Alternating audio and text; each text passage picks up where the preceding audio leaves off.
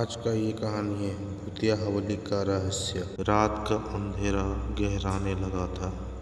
शहर से दूर एक पुरानी हवेली, जिससे लोग भूतिया हवेली के नाम से जानते थे, अपने अंदर कोई रहस्य को समेट हुई थी। हवेली के आसपास के गांव के लोग कहते थे कि वहां रात में अजीब आवाज आती है और जिसने भी वहां कदम रखा वो लौट कर नहीं आया। एक दिन चारों दोस्तों राहुल, सीमा, विवेक और नंदिनी इस हवेली के बारे में सुनकर वहां जाने का फैसला करते हैं। वे सब एक ही कॉलेज में पढ़ते थे और उन्हें एडवेंचर का शौक था।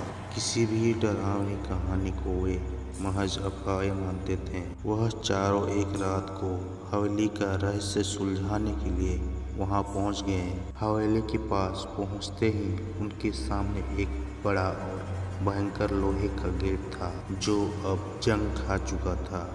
उन्होंने गेट को धक्का देकर खोला और अंदर चले गए। हवेली की दीवारों पर कई सालों से धूल और जाले जम चुके थे।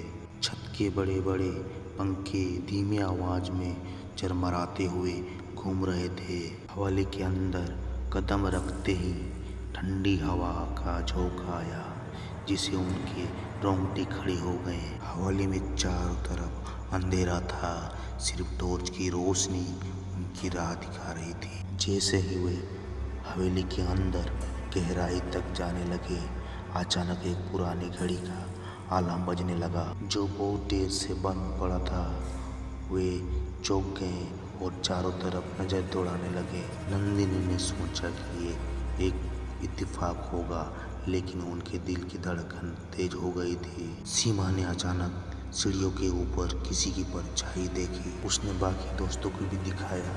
वे सब ऊपर की ओर बढ़ने लगे। सीढ़ी पर चढ़ते ही उन्हें धीरे धीरे किसी के चलने की आवाज सुनाई दी। विवेक ने आवाज की दिशा ने टॉर्च डाली, लेकिन वहां कुछ नहीं था।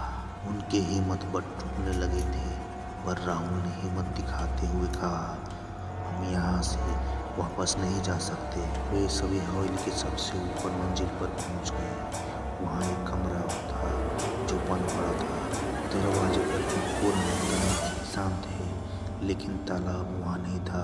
राहुल ने दरवाजा खोला। कमरे के अंदर बहुत अंधेरा था।